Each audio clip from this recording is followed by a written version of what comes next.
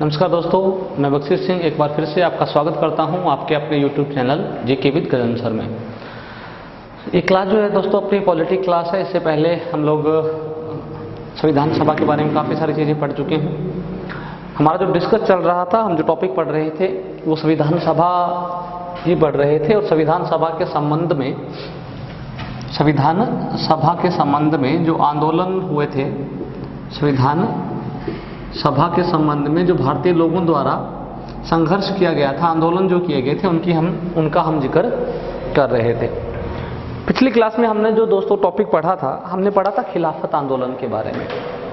खिलाफत आंदोलन 1920। पिछली क्लास में दोस्तों हमने जिक्र किया था खिलाफत आंदोलन का। कौन से आंदोलन का? खिलाफत आंदोलन का जिक्र किया था दोस्तों। और खिलाफत आंदोलन के बारे में बहुत अच्छे से मैंने आपको बता दिया था। खिलाफत जो है वो शब्द कहीं ना कहीं कहाँ से निकला हुआ है? खलीफा से। और खलीफा के बारे में, खलीफा कौन होता था, खलीफा शब्द सबसे पहले जो खलीफा पद है वो कहाँ से इसका सर्जन हुआ, वो सारी चीज़ें हमने बहुत अच्छे से पढ़ ली थी। खिलाफत आंदोलन 1920 ये हम बहुत अच्छे से हम लोग पढ़ चुके हैं दोस्तों। जिन भी दोस्तों ने पिछला वीडियो नहीं देखा, पिछली क्लास नहीं देखी, वो प्लेलिस्ट में जाके सारी पिछली क्लासेस देख सकते हैं ताकि चीज़ें आपको समझ आ जाए। अब अगला जो इसके बाद जो महत्वपूर्ण जो आंदोलन रहा, महत्वपूर्ण जो आप कह सकते हो प्रयास रहा भारतीय लोगों का अंग्रेजों के खिलाफ विद्रोह दिखाने के संबंध में या अंग्रेजों के खिलाफ रोष दिखाने के संबंध में, वो सबसे महत्वपूर्ण आंदोलन है दोस्तों 1920 का आंदोलन। 1920 में गांधी जी द्वारा 1920 में गांधी जी द्वारा एक आंदोलन जो है वो शुरू किया गया, जिस आंदोलन को हम असहयोग आंदोलन के नाम से भी जानते हैं। कौन सा आंदोलन दोस्तों? असहयोग आंदोलन। ये असहयोग आंदोलन क्या था, ये असहयोग शुरू क्यों किया गया, उसके बारे में सबसे पहला जानना जरूरी है। सबसे पहले बात करते हैं असहयोग आंदोलन शुरू क्यों किया गया। देखिए दोस्तों, कल हमने एक घटना के बारे में जिक्र किया था। कल हमने पढ़ा था 13 अप्रैल 1919 को, 13 अप्रैल 1919 को जलियांवाला बाग में एक हत्याकांड करवाया गया था ब्रिगेडियर रैंक के अधिकारी जनरल डायर द्वारा। और इसमें काफ़ी सारे लोगों को मार दिया गया था, काफ़ी बड़ा नरसंहार किया गया था। दोस्तों हमने ये भी चर्चा करी थी कि ये जो नरसंहार किया गया था इसके पीछे एक बहुत बड़ा कारण था और कारण हमने बहुत अच्छे से डिस्कस किया था। और जलियांवाला बाग हत्याकांड जो है, जैसे ये हत्याकांड होता है इसके बाद भारतीय लोग अंग्रेजों से मांग करते हैं कि इसकी क्या करवाई जाए, जांच करवाई जाए। भारतीय लोगों द्वारा क्या करी गई, मांग करी गई कि इस कांड की, हत्याकांड की जांच करवाई जाए। और मांग के आधार पे इस हत्याकांड की जांच करने के लिए, मांग के आधार पे इस हत्याकांड की जांच करने के लिए दोस्तों कमेटी बनाई गई थी। इस कमेटी का नाम था हंटर कमेटी। कौन सी कमेटी? Hunter committee. और याद रखिए दोस्तों, 1920 का जो आंदोलन चलाया गया था, इसके पीछे कहीं ना कहीं आप इस हंटर कमेटी के निर्णय को ही जिम्मेदार मान सकते हैं, क्योंकि हंटर कमेटी ने जो निर्णय दिया वो कहीं ना कहीं लीपापोती करने का प्रयास किया गया। कहीं ना कहीं अंग्रेजी दमन, अंग्रेजी जो नीति थी, अंग्रेजी जो नरसंहार था, अंग्रेजों द्वारा जो करवाया गया था नरसंहार, उसको दबाने की कोशिश हंटर कमेटी द्वारा की गई। इस हंटर कमेटी ने कहीं ना कहीं इस मामले को दबाने की कोशिश करी और इससे भारतीय लोग नाराज हो गए और उनको लगा कि भविष्य में अंग्रेज जलियांवाला बाग जैसा आंदोलन जो है, विद्रोह जो हुआ, जलियांवाला बाग जैसी जो घटना हुई वो भविष्य में नहीं हो। इसलिए गांधी जी ने कहा कि इस हंटर कमेटी की जैसे सिफारिशें आई हैं, हंटर कमेटी ने जैसे अंग्रेजों का पक्ष लिया है, इसके बाद अब हमें क्या करना चाहिए, अब हमें अंग्रेजों का सहयोग नहीं करना चाहिए। और 1920 में गांधी जी ने एक आंदोलन चलाया जिसे असहयोग आंदोलन के नाम से भी जाना जाता है। अब असहयोग आंदोलन क्या था दोस्तों, उसके बारे में हम जिक्र करते हैं। असहयोग नाम से स्पष्ट है कि हमें अंग्रेजों का सहयोग नहीं करना।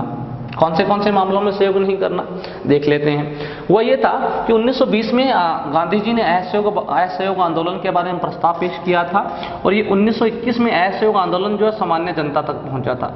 1920 में ये जो असहयोग आंदोलन है वो सामान्य जनता तक पहुंचा दिया गया था। इन सामान्य जनता को कहा गया था कि आप क्या करें, असहयोग आंदोलन करें, असहयोग आंदोलन में योगदान दें।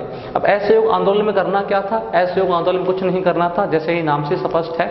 असहयोग का मतलब कि अंग्रेजों का किसी भी चीज़ में सहयोग नहीं करना। कैसे सहयोग नहीं करना? कहा गया कि जो लोग भारतीय लोग हैं, जो किसान हैं, जो खेती करते हैं, उन लोगों को अपनी फसलों को अंग्रेजों को नहीं बेचना, अंग्रेजी सरकार को नहीं बेचना। जो विद्यार्थी स्कूल या कॉलेजेस में पढ़ रहे हैं, विद्यालय या महाविद्यालय में पढ़ रहे हैं, उनको अंग्रेजी कॉलेज और अंग्रेजी जो स्कूल हैं, अंग्रेजी विद्यालय और महाविद्यालय हैं, उनका बहिष्कार कर देना है। जो सरकारी नौकरी कर रहे हैं उनको सरकारी अंग्रेजी सरकार की जो नौकरी है उनको छोड़ देना है। जो लोग, जो व्यापारी हैं, जो अंग्रेजी सामान खरीदते हैं, उन लोगों को अंग्रेजी सामान नहीं खरीदना है, उनको अंग्रेजी सरकार से जो निर्मित चीज़ें हैं नहीं खरीदनी, स्वदेशी चीज़ों को अपनाना है। तो कहने का मतलब ये है, मैं निष्कर्ष के रूप में कह सकता हूँ कि असहयोग आंदोलन सभी वर्गों के लिए था, जिसमें गांधी जी ने सभी वर्गों को ये कहा कि किसान जो हैं वो अपनी फसलें नहीं बेचें अंग्रेज सरकार को, जो विद्यार्थी लोग हैं वो कॉलेज या स्कूल में जाना बंद कर दें, अंग्रेजी कॉलेज स्कूल में जाना बंद कर दें, जो व्यापारी वर्ग हैं वो चीज़ों को, अंग्रेजी चीज़ों को खरीदना बंद कर दें, और जो कर्मचारी वर्ग है वो अंग्रेजी नौकरी करना बंद कर दें। इसे ही क्या कहा गया? असहयोग आंदोलन कहा गया। और ध्यान रखिएगा दोस्तों कि आंदोलन जो है वो सफल रहा, आंदोलन सफल रहा, इतना सफल रहा कि अंग्रेजों को क्या करना पड़ा? इस आंदोलन को दबाने के लिए बहुत सारी क्रूर नीतियां अपनानी पड़ी, बहुत सारे लोगों को गिरफ्तार करना पड़ा, बहुत सारे लोगों के ऊपर मतलब यातनाओं का प्रयोग करना पड़ा, उनको दबाना पड़ा, बल प्रयोग करना अंग्रेजों को पड़ा इस असहयोग आंदोलन के संबंध में। एक थोड़ी सी महत्वपूर्ण बात दोस्तों मैं बता देता हूँ, कई बार आपसे प्रश्न पूछा भी जाता है। असहयोग आंदोलन से पहले मैं बात करूँ 1915 की, तो 1915 की बात कर रहा हूँ। 1915 में एक होम रूल आंदोलन आपको मिलेगा, होम रूल आंदोलन, होम रूल आंदोलन। ध्यान रखिएगा, ये जो होम रूल आंदोलन है 1915 में, ये एनी बेसेंट ने चलाया था, एनी बेसेंट ने। ध्यान रखिएगा, एनी बेसेंट ने ये होम रूल जो आंदोलन चलाया था, वो होम रूल आपको ज़्यादा कंफ्यूज नहीं होना, याद रख लीजिएगा। होम रूल आंदोलन 1915 में किसने चलाया था? एनी बेसेंट ने। होम का मतलब जैसे आपको पता है घर, और रूल का मतलब नियम, यानी कहने का मतलब भारत, हम भारत के लोग हैं, हमारे भारत के संबंध में जितने भी अधिकार हैं वो किसे दिए जाने चाहिए? भारतीयों को दिए जाने चाहिए। और ऐसा ही एक आंदोलन 1916 में भी चलाया गया था, 1916 में भी चलाया गया था। और कहीं ना कहीं 16 की मैं बात करूं तो 16 में तिलक, बाल गंगाधर तिलक को इसका जो इस आंदोलन का संचालक माना जाता है। और कहा जाता है कि जो दोनों, जो ये भी होम रूल आंदोलन ही था, और दोनों जो ये आंदोलन थे ये कहीं ना कहीं आपस में मिलकर काम किया करते थे। ये मैंने इसलिए डिस्कस किया कि अगर पूछ लिया जाता है कि होम रूल आंदोलन किसने चलाया, 1915 में एनी बेसेंट ने, और 1916 में तिलक ने होम रूल आंदोलन चलाया था। और अगर आपसे पूछ लिया जाए कि ये होम रूल आंदोलन किससे प्रभावित था, यानी होम रूल आंदोलन जो है किस तरीके का आंदोलन था, होम रूल आंदोलन की जो शुरुआत हुई थी वो किससे प्रेरित थी, तो ध्यान रखिएगा दोस्तों, आयरलैंड से। कहां से? आयरलैंड से। आयरिश होम रूल, आयरलैंड में अंग्रेजी साम्राज्य के विरुद्ध, या मैं कह सकता हूं आयरलैंड में अंग्रेजों के विरुद्ध ऐसे आंदोलन चलाए गए थे, वहां की जनता ने ऐसे आंदोलन चलाए थे। और इस आयरलैंड या आयरिश आंदोलन से प्रेरित होकर ही भारत में क्या चलाए गए थे? होम रूल आंदोलन चलाए गए थे। ये भी थोड़ा सा याद रख लीजिएगा, 1915-1916 की बात है। चलिए दोस्तों, बात करते हैं अपन आगे असहयोग आंदोलन की। मैंने कहा 1920 में गांधी जी ने असहयोग आंदोलन चलाया। आंदोलन चलाने का कारण था हंटर कमेटी द्वारा 1919 के 13 अप्रैल 1919 के नरसंहार के मामले में हंटर कमेटी द्वारा क्या करना? अंग्रेजी सरकार के पक्ष में कुछ बातें कहना या लीपापोती करने की कोशिश करना। इससे नाराज होकर 1920 में गांधी जी ने क्या चलाया? असहयोग आंदोलन चलाया। 1921 में आंदोलन कहाँ तक पहुंचा? जनता तक पहुंचा। आंदोलन सफल रहा और आंदोलन को दबाने के लिए बहुत सारे प्रयास अंग्रेजों द्वारा किए गए। दोस्तों, ये आंदोलन जो है वो कहीं ना कहीं सबसे सफल आंदोलन आप कह सकते हैं भारत के उस समय का। लेकिन ये आंदोलन जो है वो गांधी जी ने बीच में ही वापस ले लिया था। और बीच में वापस लेने का कारण क्या था वो भी समझ लेते हैं। बीच में वापस लेने का कारण ये था, गांधी जी ने कहा था कि आंदोलन असहयोग तो हम करेंगे, असहयोग आंदोलन तो हम करेंगे, लेकिन ध्यान रखिएगा इस असहयोग आंदोलन में हिंसात्मक कोई कार्रवाई नहीं होनी चाहिए, हिंसा कहीं नहीं होनी चाहिए, यानी किसी भी व्यक्ति को नुकसान नहीं पहुंचाया जाना चाहिए। क्योंकि गांधी जी के लिए सबसे महत्वपूर्ण क्या था? गांधी जी के लिए सबसे महत्वपूर्ण था अहिंसा से कार्य करना। अहिंसा का मतलब गांधी जी का कहना था कि ऐसे वो आंदोलन शांतिपूर्ण होना चाहिए, भारतीय लोग किसी भी व्यक्ति को नुकसान नहीं पहुंचाएंगे इस आंदोलन में। 1920 से लेकर 1920, 1921 और अब मैं कह सकता हूं लगभग जनवरी 1922 तक ये आंदोलन बहुत बढ़िया से चलता रहा। लेकिन ये बात है 5 फरवरी 1922 की, 5 फरवरी 1922 की। 5 फरवरी 1922 को 5 फरवरी 1922 को गोरखपुर जिले का एक जगह है जिसका नाम है चौरी चौरा नामक स्थान पे क्या हुआ कि कुछ जो व्यक्ति हैं वो ऐसे वो आंदोलन के जो विद्रोह करने वाले लोग हैं वो विद्रोह कर रहे थे, और विद्रोह करने के दौरान चौरा चौरी में एक पुलिस स्टेशन था और पुलिस के लोगों ने उन लोगों के ऊपर क्या करा? बल प्रयोग किया, यानी उनको उनके विद्रोह को दबाने की कोशिश की। और जैसे ही पुलिस ने बल प्रयोग किया तो लोगों ने पुलिस पर क्या कर दिया? जवाब में आक्रमण किया, और लोगों के इस आक्रमण का जो परिणाम निकला वो ये निकला कि वहाँ पे कुछ पुलिस अधिकारियों की क्या हो गई? हत्या हो गई। यहाँ पे कुछ पुलिस अधिकारियों की क्या हो गई? हत्या कर दी गई। और पुलिस अधिकारियों की हत्या कैसे करी गई? उन्होंने क्या करा? वहाँ के जो लोग थे, जो विद्रोही लोग थे, इन्होंने पुलिस स्टेशन को आग लगा दी थी, और आग लगाने से कुछ पुलिस अधिकारियों को क्या हो गई? हत्या हो गई। और जैसे ही हत्या हो गई तो कहीं ना कहीं गांधी जी की कौन सी बात का उल्लंघन हुआ कि आपको हिंसा नहीं करनी, आंदोलन कैसे होना चाहिए? अहिंसा से होना चाहिए, बिना किसी आप कह सकते हो व्यक्ति को नुकसान पहुंचाए होना चाहिए। तो गांधी जी की इस बात का उल्लंघन हुआ, क्योंकि पुलिस अधिकारियों को मार दिया गया था। किसने मारा? वहां पे चौरा चौरी में जो विद्रोह कर रहे थे उन लोगों ने पुलिस स्टेशन को आग लगा दी थी। और जैसे ही ये कांड हुआ, चौरी चौरा जो कांड हुआ 5 फरवरी 1922 को, तो हुआ ये कि 5 फरवरी 1922 के तुरंत बाद गांधी जी ने क्या करा? इस आंदोलन को वापस ले लिया। आंदोलन को क्या कर लिया? वापस ले लिया। कौन से आंदोलन को वापस ले लिया? असहयोग आंदोलन को। और जैसे ही गांधी जी ने असहयोग आंदोलन वापस लिया तो बहुत सारे भारतीय नेता थे, बहुत सारे कांग्रेस के जो लोग थे वो गांधी जी से नाराज भी हुए, और उन्होंने अपनी प्रतिक्रियाएं भी दी। उन्होंने कहा कि ये गांधी जी का बहुत ही गलत कदम है, एक घटना के कारण इस आंदोलन को वापस नहीं लिया जाना चाहिए था।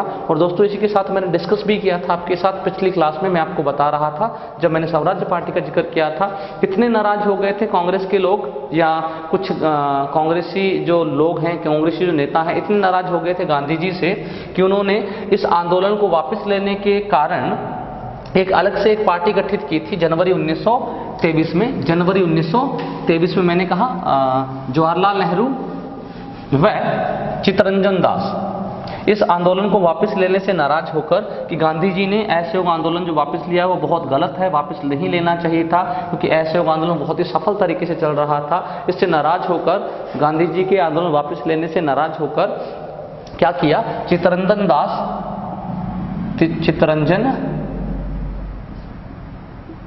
दास व नेहरू ने, पंडित नेहरू ने क्या करा था? जनवरी 1923 में एक अलग से पार्टी गठित की थी, जिस पार्टी को हम स्वराज्य पार्टी के नाम से भी जानते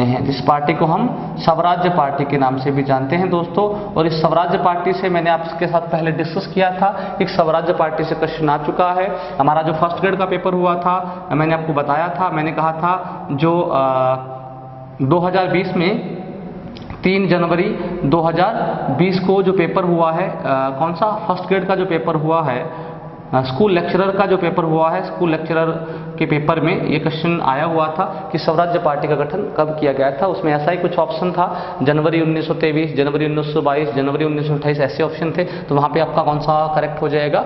स्वराज्य पार्टी का गठन किसने किया था? चित्तरंजन दास व नेहरू ने संयुक्त रूप से किया था। कब किया था? जनवरी 1923 में किया था, यानी जनवरी 1923 आपके इस पेपर के इस प्रश्न का जो जवाब है वो बिल्कुल सही होगा दोस्तों।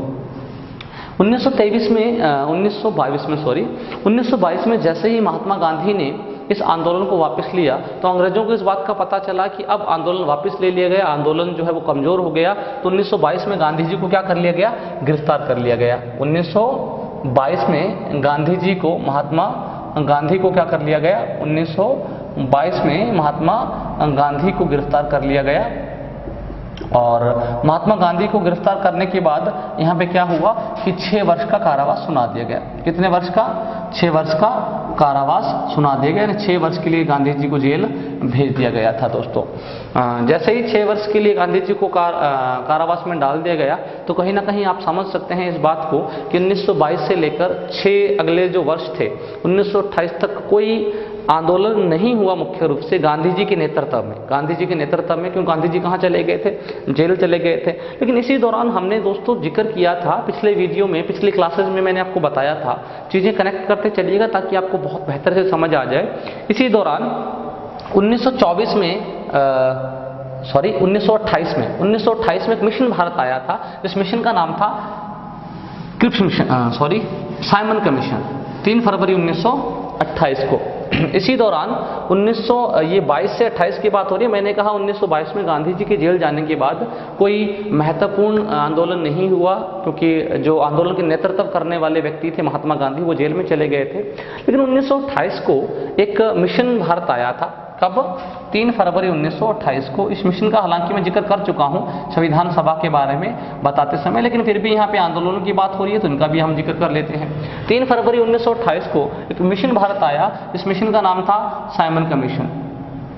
साइमन कमीशन, और साइमन कमीशन कहीं ना कहीं भारतीय लोगों के संबंध में, या भारतीय लोगों का जो आप कह सकते हो भारतीय लोगों का जो उद्देश्य था उनको पूरा करने के लिए, उनका सहयोग करने के लिए कमीशन भारत आया था 3 फरवरी 1928 को। और मैंने ये भी बताया था कि जैसे साइमन कमीशन भारत आया था, साइमन कमीशन वापस जाओ के नारे लगाए गए थे, साइमन कमीशन गो बैक के नारे लगाए गए थे, क्योंकि साइमन कमीशन में एक भी भारतीय शामिल नहीं था। भारतीय लोगों को ये बात कतई मंजूर नहीं थी कि एक भी भारतीय शामिल न होने वाली कमेटी भारतीय संविधान सभा के संबंध में हमें क्या दे, परामर्श दे, हमारा संविधान कैसे बनेगा ये राय दे। इसीलिए इस साइमन कमीशन में भारतीय लोगों का प्रतिनिधित्व न होने की वजह से भारतीय लोगों ने इसका बहिष्कार किया। और बहिष्कार करते समय, इस साइमन कमीशन का बहिष्कार करते समय बहुत बड़ा आंदोलन किया गया, बहुत बड़ा आप कह सकते हो विद्रोह हुआ। और इसका जब विद्रोह किया जा रहा था तो अंग्रेज सरकार ने वैसा ही किया। इस विद्रोह को क्या करा, इसका दमन करने की कोशिश करी गई। और ध्यान रखिएगा, दमन कैसे किया गया, पुलिस कार्रवाई के माध्यम से। यानी साइमन कमीशन का विरोध करने वाले जो लोग थे उनकी कार्रवाइयों को दबाने के लिए अंग्रेजी सरकार द्वारा पुलिस कार्रवाई की गई। और इसी पुलिस कार्रवाई में एक व्यक्ति था जिसका नाम था लाला लाजपत राय। लाला लाजपत राय, लाला लाजपत राय की क्या हो गई, मृत्यु हो गई। मृत्यु कैसे हुई मैं बता देता हूं आपको। वो यूं कि लाला लाजपत राय जो है वो साइमन कमीशन का विरोध कर रहे थे, और विरोध करने के दौरान पुलिस ने लाला लाजपत राय के ऊपर लाठी चार्ज किया, यानी उनके लाठियां मारी गई, और लाठियों की वजह से उनको अंदरूनी चोटें आई और उनकी मृत्यु हो गई। और कहा जाता है कि जो लाला लाजपत राय थे वो गुरु थे, किसके गुरु थे भाई, भगत सिंह के। किसके, भगत सिंह के। और इस बात से भगत सिंह बहुत नाराज हुए, और भगत सिंह को लगा कि लाला लाजपत राय की जो मृत्यु हुई है, इस मृत्यु के पीछे जिम्मेदार कौन है, अंग्रेजी पुलिस जिम्मेदार है। और भगत सिंह चाहते थे कि अंग्रेजी पुलिस के जो अधिकारी हैं जिन्होंने ये कार्रवाई करी, मैं उनको क्या दूं, सजा दूं। तो इसीलिए हुआ ये कि 3 फरवरी 1928 को साइमन कमीशन भारत आया था। साइमन कमीशन का विरोध करते समय लाला लाजपत राय की क्या हो गई थी, मृत्यु हो गई थी, क्योंकि यहाँ पे उनके ऊपर क्या करा गया था, लाठीचार्ज किया गया था। इसके कुछ ही दिन बाद ध्यान रखिएगा दोस्तों, यहाँ पे जो पुलिस कार्रवाई करी जा रही थी, इस समय पुलिस का जो अधिकारी था उसका नाम था सैंडर्स। क्या नाम था, सैंडर्स। और ध्यान रखिएगा, इस सैंडर्स की हत्या कर दी, इस सैंडर्स की हत्या कर दी। किसने कर दी, हत्या करने वाले व्यक्ति का नाम भगत सिंह व उसके साथी, भगत सिंह व उसके साथी। सैंडर्स की हत्या कब करी गई, सैंडर्स की हत्या करी गई दिसंबर 1928 में। कब, दिसंबर 1928 में दोस्तों। और जैसे ही दिसंबर 1928 में भगत सिंह ने इसकी हत्या करी, उसके बाद से आप कह सकते हो कि भगत सिंह का भी नाम किस में जुड़ गया, कहीं ना कहीं आंदोलन करने वाले व्यक्तियों में जुड़ गया। याद रखिए इस बात को दोस्तों कि जब गांधी जी ने 1919 में असहयोग आंदोलन चलाया था 1920 में, तब गांधी जी की बहुत ही जब उस समय बहुत छोटी आयु में थे, बहुत कम आयु में थे। कुछ किताबों में विवरण मिलता है कि 1920-1919 के आसपास भगत सिंह शायद 9वीं या 10वीं क्लास के विद्यार्थी रहे होंगे। लेकिन अगर मैं बात करूं 1928 में, तो 1928 में भगत सिंह एक ग्रेजुएशन करने वाले स्टूडेंट थे, लाहौर यूनिवर्सिटी में अध्ययन ये कर रहे थे। जैसे उनको पता लगा कि उनके गुरु की हत्या कर दी गई, लाला लाजपत राय को मार दिया गया, किसके द्वारा, सैंडर्स द्वारा पुलिस कार्रवाई में, तो उन्होंने दिसंबर 1928 में सैंडर्स की क्या कर दी, हत्या कर दी। और सैंडर्स की हत्या करने का श्रेय किसको जाता है, जिम्मेदार किसको माना जाता है, भगत सिंह व उसके साथियों को दोस्तों। जैसे ही दिसंबर 1928 में भगत सिंह ने क्या करी, हत्या करी, इसके बाद से ये लोग जो हैं, भगत सिंह और उसके साथी जो हैं, कहीं ना कहीं इनका नाम किस में जुड़ गया, विद्रोहियों में जुड़ गया। और कहीं ना कहीं ये अंग्रेजी सरकार की नज़र में रही, पुलिस कार्रवाई इनके ऊपर करी गई, लेकिन ये पुलिस के पकड़ में नहीं आए, पुलिस के हाथ नहीं आए। उसके बाद जो सब बड़ी घटना जो भगत सिंह व उसके साथियों ने करी, वो बात है दोस्तों अप्रैल 1929 की। अप्रैल 1929 को भगत सिंह व उसके साथियों ने क्या करा, असेंबली में बम फेंके।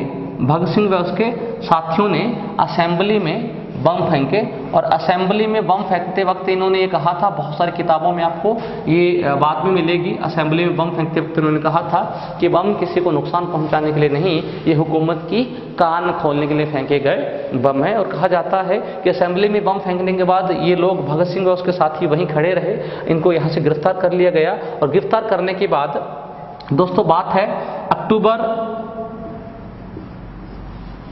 7 अक्टूबर 1930 की। 7 अक्टूबर 1930 को भगत सिंह के साथी बटुकेश्वर, राजगुरु व सुखदेव को 7 अक्टूबर 1930 को भगत सिंह के साथी राजगुरु, सुखदेव व बटुकेश्वर दत्त को जस्टिस हिल्टन, न्यायाधीश का नाम क्या था, न्यायाधीश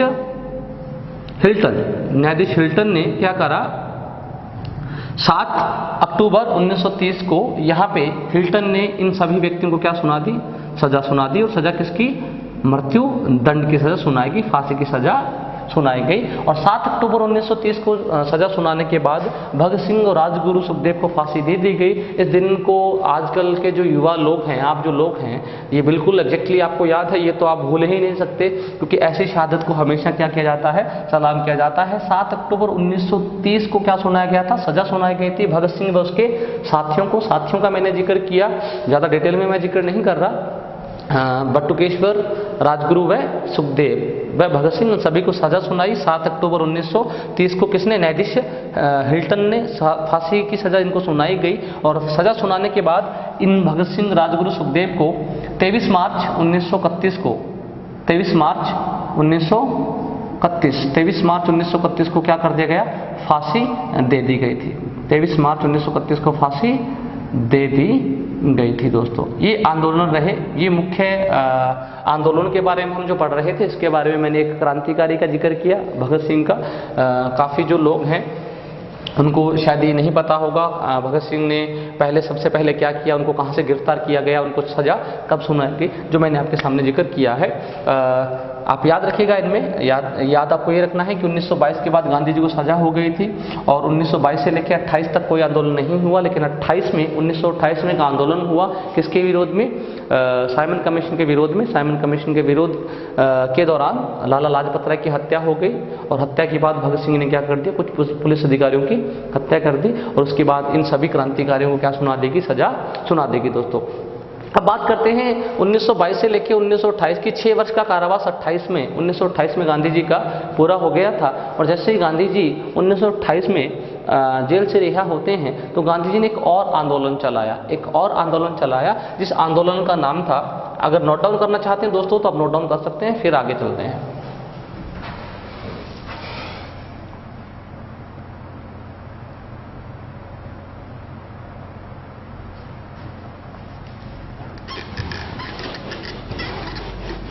चलिए आगे बढ़ते हैं दोस्तों।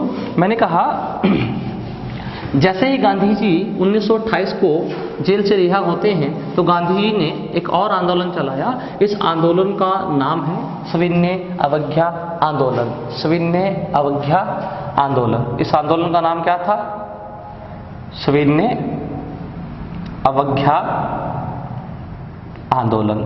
अगर सविनय अवज्ञा आंदोलन की बात करूं दोस्तों, तो सविनय अवज्ञा आंदोलन की जो शुरुआत मानी जाती है, इसमें गांधी जी ना, सविनय अवज्ञा का मतलब है कि अब हमें सरकार की बातों को नहीं मानना, उनकी आज्ञा को नहीं मानना। जैसे नाम स्पष्ट होगा, अवज्ञा यानी आज्ञा को नहीं मानना। सिविल डिसओबियंस भी इसको कहा जाता है इंग्लिश में, सिविल डिसओबियंस, सविनय अवज्ञा आंदोलन। तो सविनय अवज्ञा आंदोलन में गांधी जी ने कहा कि अब हमें अंग्रेजी सरकार की बात को नहीं मानना। तो गांधी जी ने सविनय अवज्ञा आंदोलन की शुरुआत कैसे करी? ध्यान रखिएगा दोस्तों कि मैंने कहा था अंग्रेजों ने मुगलों के बाद भारत के लोगों के ऊपर बहुत ज़्यादा कर आरोपित कर दिए थे और जिसकी वजह से बहुत ज़्यादा दिक्कत लोगों को आ रही थी। और सबसे जो महत्वपूर्ण चीज़ मैंने आपको बताई थी, सबसे महत्वपूर्ण जो वस्तु के ऊपर कर लगाया गया था, वो कर किसके ऊपर लगाया हुआ था? नमक के ऊपर। अंग्रेजों ने नमक के ऊपर भी कर लगाया हुआ था। ध्यान रखिएगा, गांधी जी का सविनय अवज्ञा आंदोलन यहीं से शुरू हुआ। गांधी जी ने क्या करा? गांधी जी ने, गुजरात में एक जगह है डांडी, गुजरात में एक जगह है डांडी, गांधी जी ने निर्धारित किया कि वो डांडी जाएंगे और डांडी जाकर क्या करेंगे? नमक बनाएंगे। डांडी जाके क्या करेंगे? नमक बनाएंगे। और दोस्तों ध्यान रखिएगा, उस समय भारतीय लोगों द्वारा नमक बनाए जाने का मतलब है कि अंग्रेजों का नमक कानून तोड़ना और अंग्रेजी सरकार के खिलाफ कानूनों को तोड़ने का ही संबंध किससे है? सविनय अवज्ञा आंदोलन से। ये बात है दोस्तों 31 मार्च 1930 की, सॉरी ये बात है 31 मार्च 1930 की मैं बात करूं, मार्च 1930, 12 मार्च 1930, 12 मार्च 1930 को दोस्तों क्या हुआ कि गांधी जी ने डांडी नामक जगह पे गांधी जी गए और उन्होंने क्या करा? वहाँ पे नमक बनाया और नमक बनाकर क्या करा? नमक कानून को तोड़ा। और जैसे ही नमक कानून तोड़ा तो नमक कानून तोड़ते ही गांधी जी को क्या करा गया? अंग्रेजी सरकार द्वारा पुनः गिरफ्तार कर लिया गया और जेल में डाल दिया गया। और जैसे ही 12 मार्च 1930 को नमक कानून तोड़ने के बाद गांधी जी गिरफ्तारी हुई, गांधी जी तो जेल चले गए, लेकिन पूरा देश जो है वो भड़क गया। पूरे देश में हिंसात्मक कार्य होने लग गए। पूरे देश में क्या होने लग गए? दंगे भड़क गए। बहुत सारे लोग जो है वो विरोध कर रहे थे अंग्रेजी सरकार का। बहुत सारे लोग गांधी जी की गिरफ्तारी का विरोध कर रहे थे। बहुत सारे लोग जो है वो अंग्रेजों के खिलाफ सड़कों पर आ गए थे।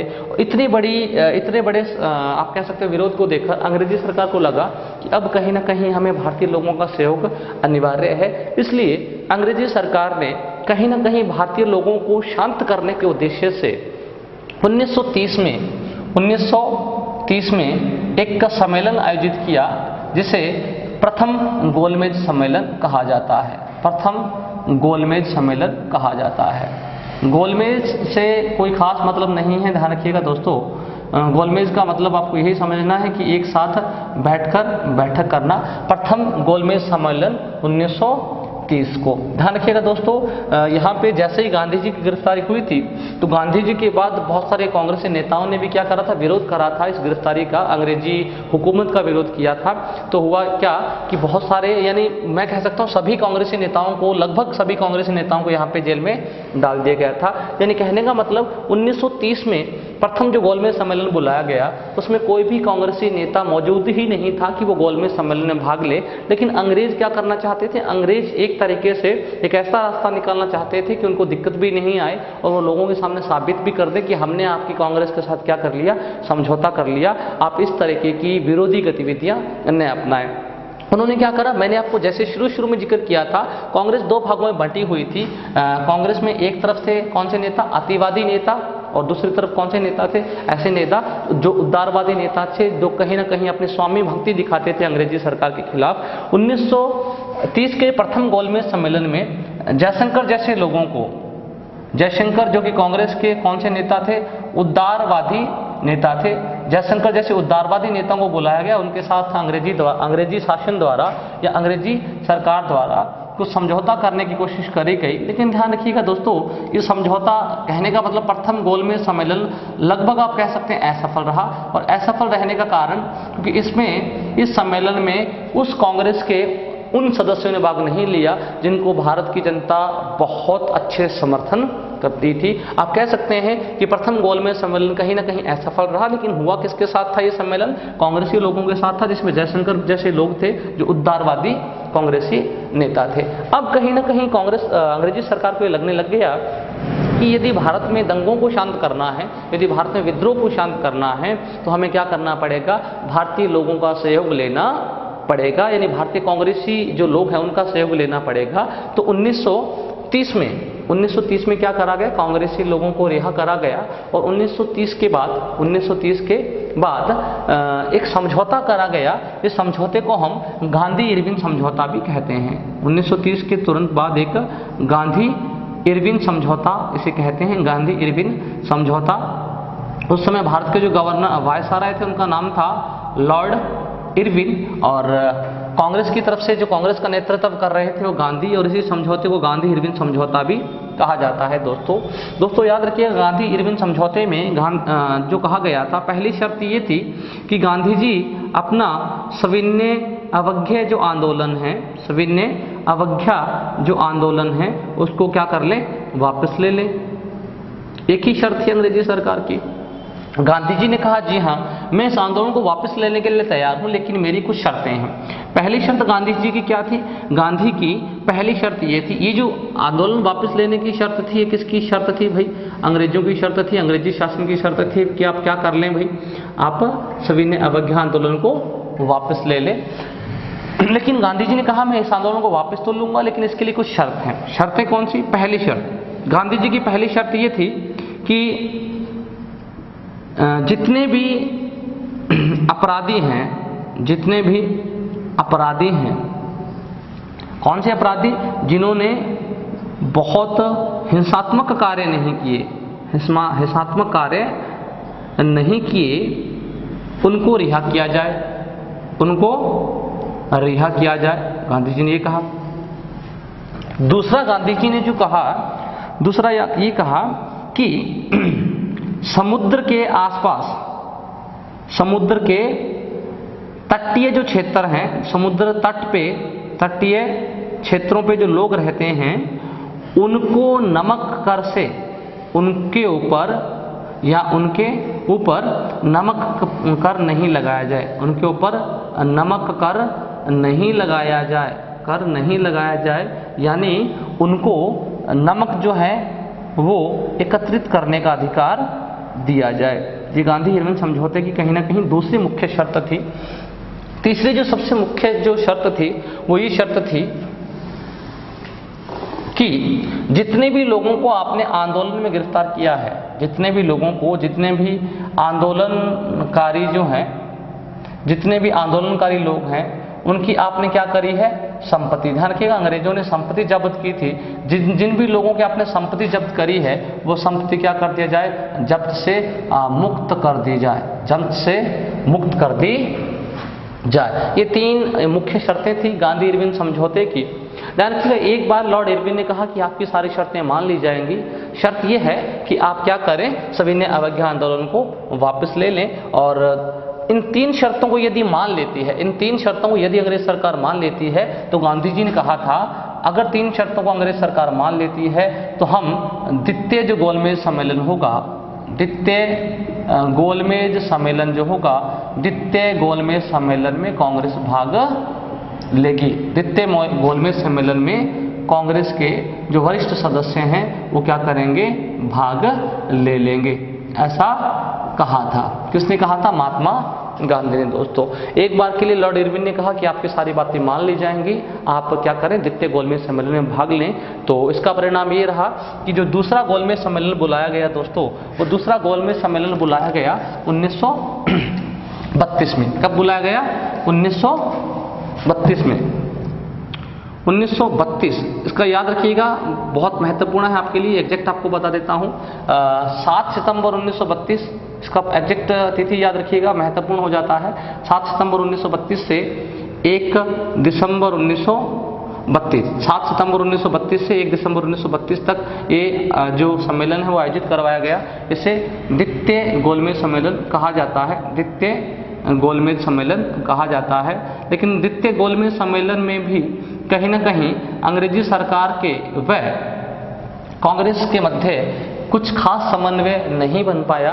और ये भी है कि जैसे ही गांधी जी जो है द्वितीय गोलमेज सम्मेलन से लौटे थे, तो जो लॉर्ड गांधी इरविन ने खुले तौर पे इन सभी शर्तों का उल्लंघन कर दिया। यानी कहने का मतलब उन्होंने इस समझौते की शर्तों को नहीं माना, जिससे गांधी जी नाराज हो गए। और गांधी जी ने क्या करा, गांधी जी ने पुनः 1933 में क्या करा, अपना सविनय अवज्ञा आंदोलन शुरू कर दिया। सविनय अवज्ञा आंदोलन गांधी जी ने क्या करा, पुनः शुरू करा। कब शुरू करा भाई, 1933 में। पुनः आंदोलन शुरू करने के पीछे कारण क्या था, पुनः आंदोलन शुरू करने के पीछे इरविन द्वारा गांधी इरविन समझौते की शर्तों का खुले तौर पे क्या करना, आप कह सकते हो अवमानना करना, मानने से इनकार कर देना। और जैसे ही 1933 में पुनः सविनय अवज्ञा आंदोलन शुरू किया गया, 1933 में एक समय ऐसा भी आया था कि कांग्रेस को अंग्रेजी सरकार ने क्या करा था, कांग्रेस को अंग्रेजी सरकार ने क्या करा था, अवैध संगठन घोषित किया था, अवैध संगठन घोषित किया था। यहाँ तक दोस्तों उम्मीद करता हूँ सारी चीज़ें आपको समझ आ गई होंगी। 1933 में अवैध संगठन घोषित किया था। और याद रखिएगा दोस्तों कि 1930 के बाद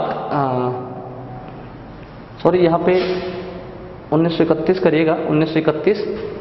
और इसके बाद 1932 में ध्यान रखिएगा, एक चीज़ और याद रखिएगा, प्रथम गोलमेज सम्मेलन 1930 की बात कर रहे हैं, दूसरा गोलमेज सम्मेलन 1931 आपको याद रखना है। और तीसरा जो गोलमेज सम्मेलन है 1933 से पहले बुलाया गया था, तीसरा गोलमेज सम्मेलन में बुलाया गया था, मैं कह सकता हूँ गोलमेज सम्मेलन थर्ड, गोलमेज सम्मेलन थर्ड, गोलमेज सम्मेलन तृतीय मैं कह सकता हूँ, या तीसरा कह सकता हूँ। तीसरा गोलमेज सम्मेलन में बुलाया गया था कब, 1932 में, 30, 31 और 32। लेकिन इसमें कांग्रेस ने भाग नहीं लिया, कांग्रेस ने भाग नहीं लिया। और भाग न लेने का कारण, भाग लेने का कारण था जो इरविन था, इरविन ने इस समझौते की बातों को नहीं माना था। और 1932 में भाग नहीं लिया, 1933 में सविनय अवज्ञा आंदोलन पुनः शुरू कर दिया। और 1934 में कहीं ना कहीं अंग्रेजी सरकार ने कांग्रेस को अवैध संगठन घोषित किया था। दोस्तों अगर बात करूं 1933 से एक वर्ष पहले की, तो याद रखिएगा दोस्तों, जब गांधी इरविन समझौते का उल्लंघन किया गया, किसके द्वारा, लॉर्ड इरविन द्वारा, कब, 1932 में। और जब 1932 में गोलमेज सम्मेलन में भाग लेने से कांग्रेस द्वारा मना किया गया, तीसरे गोलमेज सम्मेलन में, तो अंग्रेजों को पता लग गया कि अब जो है कांग्रेस हमारे साथ सहमति बनाने को तैयार नहीं है, तो क्यों ना कुछ ऐसा लाया जाए जिससे कांग्रेस के साथ रहने वाले लोग ही खुद में क्या हो जाएं, अलग अलग हो जाएं। यानी यहाँ फिर से एक बार कांग्रेस ने फूट डालो और अंग्रेजी सरकार ने फूट डालो और राज करो की नीति अपनाने की कोशिश करी थी। कब, 1933 से पहले और 1932 के आसपास। हुआ क्या था, जैसे ही गांधी इरविन समझौते का उल्लंघन हुआ, गांधी जी ने कहा कि आपने समझौते का उल्लंघन किया है, हम तीसरे गोलमेज सम्मेलन में भाग नहीं लेंगे। गांधी जी ने क्या करा, 1932 में ही सविनय अवज्ञा आंदोलन वापस कहीं ना कहीं कर दिया था, है ना। उसी समय 16 सितंबर 1932 को मैंने कहा अंग्रेजी सरकार ने यहाँ क्या करा, फूट डालो राज करो की नीति अपनाने की कोशिश करी। 16 सितंबर 1932 को उस समय ब्रिटेन के जो प्रधानमंत्री थे उनका नाम था रैमजे मैकडोनाल्ड, रैमजे मैकडोनाल्ड। 16 सितंबर 1932 को रैमजे मैकडोनाल्ड ने कहा कि भारत में जो अनुसूचित जाति व जनजाति है, अनुसूचित जाति व अनुसूचित जनजाति जो है, इनके लिए पृथक निर्वाचन की व्यवस्था करवाई जाएगी। क्या करवाया जाएगा, पृथक निर्वाचन व्यवस्था करवाई जाएगी। कहीं ना कहीं ये अंग्रेजों का एक, मैं कह सकता हूँ, मास्टर प्लान था, एक सोची समझी चाल थी कि यदि हम ऐसी कुछ बात कहेंगे, अनुसूचित जाति जनजाति के संबंध में ऐसी कुछ बात कहेंगे, या मैं यूँ कह दूँ कि अगर हम कुछ वर्गों के लिए अलग से, कुछ किताबों में आपको ये भी मिलेगा कि कुछ वर्गों के लिए विशेष निर्वाचन व्यवस्था, ये कहा गया था कब? 16 सितंबर 1932 को रैमजे मैकडोनाल्ड द्वारा। अंग्रेजों की चाल थी, अंग्रेजों का मानना था कि यदि हम ऐसा कहेंगे तो कहीं ना कहीं आंदोलन करने वाले लोगों में से ये लोग तो अलग हो जाएंगे। ये लोग इसलिए अलग हो जाएंगे कि ये लोग सोचेंगे कि अंग्रेज हमारे पक्ष में कुछ करने जा रहे हैं, अगर हमने अंग्रेजों का विरोध किया तो अंग्रेज हमारे पक्ष में कार्य नहीं करेंगे, हमें प्रत्यक्ष निर्वाचन व्यवस्था नहीं मिलेगी। यानी कहीं ना कहीं अंग्रेजों ने फूट डालने की कोशिश करी, लेकिन इस प्रयास को विफल कर दिया गया, क्योंकि उस समय अनुसूचित जाति व जनजाति का प्रतिनिधित्व करने का पूरा श्रेय जाता था डॉक्टर B.R. अम्बेडकर को। यानी अनुसूचित जाति व जनजाति का जो श्रेय जाता था वो किसको जाता था? B.R. अम्बेडकर को। कहा जाता है कि कांग्रेस के लोगों ने B.R. अम्बेडकर से बात करी, उनको कहा गया कि अंग्रेज जो हैं वो इस व्यवस्था के माध्यम से क्या करना चाहते हैं? हमारे विद्रोह को कमजोर करना चाहते हैं, हमारे अंदर फूट डालने की कोशिश करना चाहते हैं। तो भीमराव अम्बेडकर को समझाया गया। मदन मोहन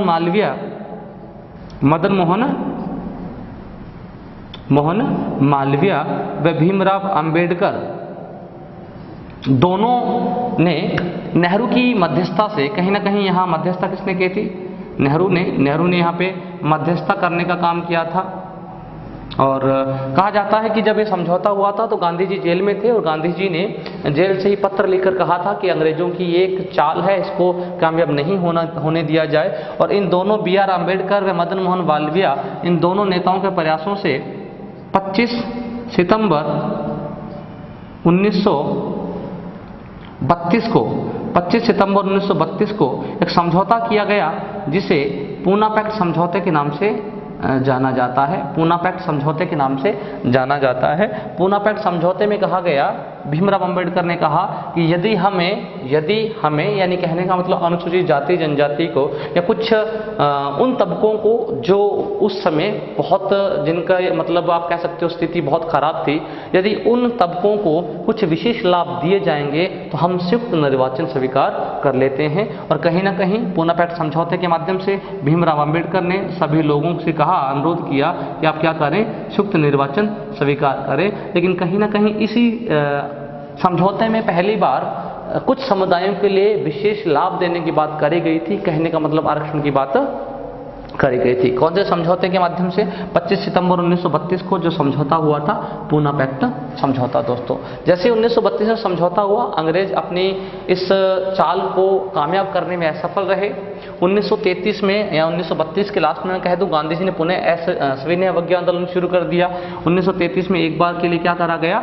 कांग्रेस को कह सकता हूं मैं अवैध संगठन घोषित किया गया। इसके बाद जो मुख्य आंदोलन रहा, यहाँ से समझ आ गया था भारतीय लोगों को कि अब अंग्रेज हमारी बातों को नहीं सुनने वाले, तो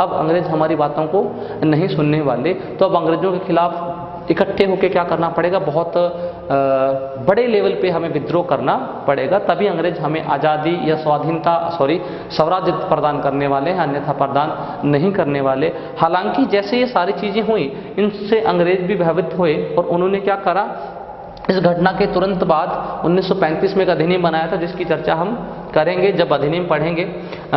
लेकिन उसके बाद दोस्तों, मैंने आपको बताया था कि 8 अगस्त 1940 को एक मिशन या मैं कह सकता हूँ एक प्रस्ताव जिसको पारित किया गया था। इस प्रस्ताव का नाम था अगस्त प्रस्ताव।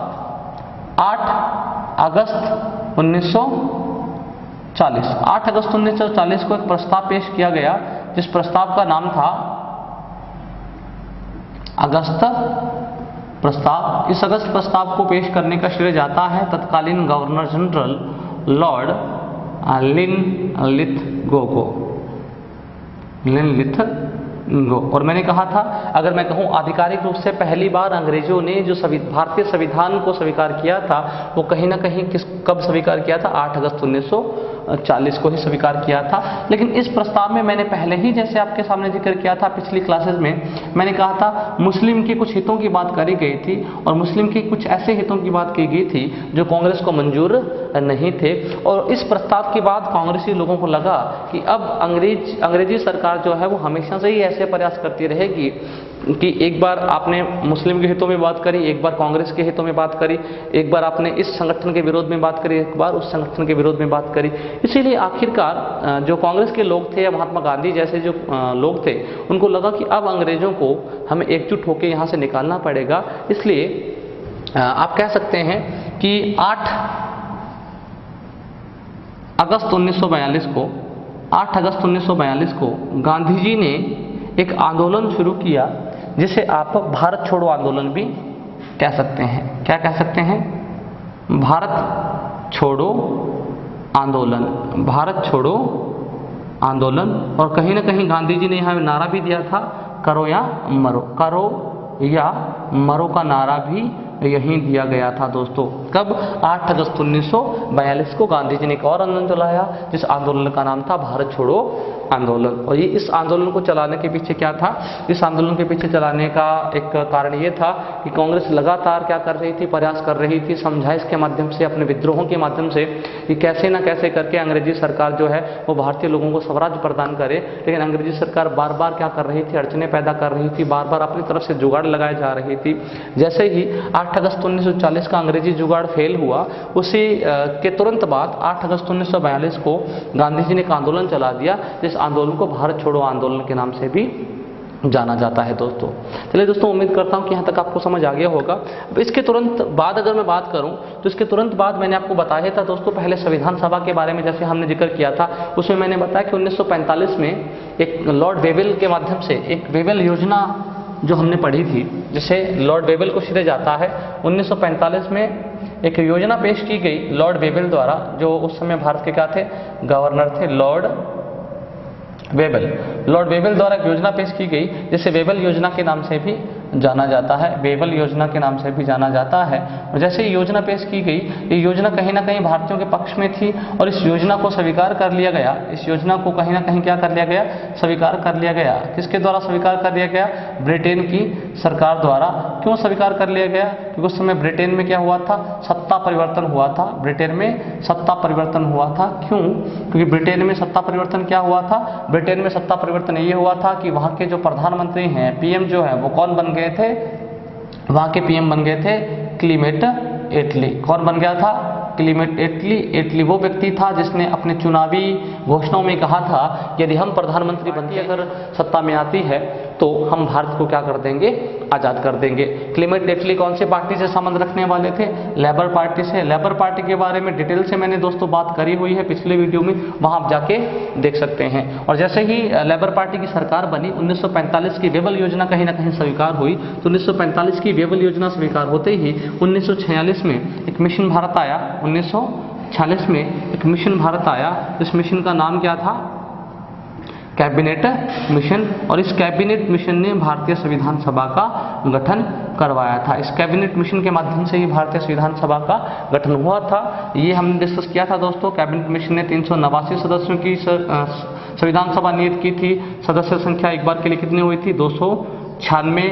बाद में संविधान सभा कितनी हो गई थी? 324 सदस्यों की हो गई थी। इसके बाद ये संविधान सभा कितने सदस्यों की रही? 299 सदस्यों की। 389 कैसे थी? कहाँ कहाँ से थी? 296 कैसे थी? कहाँ कहाँ से थे सदस्य? 324 कैसे हो गई थी? 299 कैसे रह गई थी? इसके बारे में दोस्तों हम पिछले लेक्चर में बहुत अच्छे से बात कर चुके हैं। ये टॉपिक यहाँ तक हम पहले ही पढ़ चुके हैं, कैबिनेट मिशन तक। मैंने ये आंदोलन इसलिए रिपीट करे हैं ताकि आपको सारी चीज़ें साथ ही साथ कनेक्ट होती चले जाए दोस्तों। अब आपका 5 मिनट समय लेते हुए जो भी हमने आंदोलनों के संबंध में पढ़ा पिछली क्लास में और आज की इस क्लास में, उनको मैं रिपीट कर रहा हूँ ताकि सारी चीज़ें आपको बहुत अच्छे से क्लियर हो जाएं। चलिए दोस्तों, एक बार रिपीट करने जा रहा हूँ। सबसे पहले जो मैंने बात करी थी, सबसे पहले आंदोलन की बात करी दोस्तों मैंने 1919 की मैंने बात करी। उससे पहले मैंने आपको सबसे पहले जो जिक्र किया था 1919 के पहले जो मैंने जिक्र किया था आपके सामने, वो जिक्र किया था सबसे पहले 1919 जलियांवाला बाग। ये मैंने दोस्तों जिक्र किया था आपके सामने। फिर 1919 मैंने आपको कहा असहयोग आंदोलन। उसके बाद दोस्तों हमने 1920 में खिलाफत आंदोलन। उसके बाद दोस्तों हमने 1921 में असहयोग आंदोलन जो है वो किसके तक पहुंचा? जनता तक पहुंचा। ये हमने जिक्र किया। उसके बाद हमने 1928 में भगत सिंह व उसके साथियों द्वारा क्या करना? सैंडर्स की हत्या करना, इसका भी हमने जिक्र किया था। भगत सिंह की गिरफ्तारी, भगत सिंह को जो फांसी की सजा सुनाई गई उसका जिक्र किया। फिर हमने 1930 के किसका सविनय अवज्ञा आंदोलन की बात करी, सविनय अवज्ञा आंदोलन की बात करी। फिर उसके बाद दोस्तों हमने बात करी है 1932 के पूना पैक्ट समझौते की, पूना पैक्ट समझौता, ठीक है दोस्तों। और उसके बाद हमने जो मुख्य बात करी भारत छोड़ो आंदोलन 1942 की, और उसके बाद जो हमने बात करी है दोस्तों 1946 के कैबिनेट मिशन की। और यहाँ तक दोस्तों आपको समझ आ गया हो गया। आगे का टॉपिक पढ़ेंगे कल। आज के लिए इतना काफ़ी है। उम्मीद करता हूँ सारी चीज़ें आपको समझ आ रही होंगी। फिर भी अगर किसी तरीके का डाउट आपको रहता है तो आप कमेंट बॉक्स में मेंशन कर सकते हैं। कोशिश रहेगी कि आपको तुरंत जवाब दे दिया जाएगा। अगर आपको तुरंत जवाब नहीं दिया जाता तो उसकी आप चिंता मत करें, हमारी टेक्निकल टीम जो है आपके कमेंट्स को पिन करके रखती है। अगर कोई जवाब आपको तुरंत नहीं दिया जाता तो अगले दिन आपके साथ क्लास में डिस्कस कर लिया जाएगा दोस्तों। पिछली वीडियो में जैसे आपका प्यार मिला उसके लिए आपका बहुत बहुत आभार, धन्यवाद।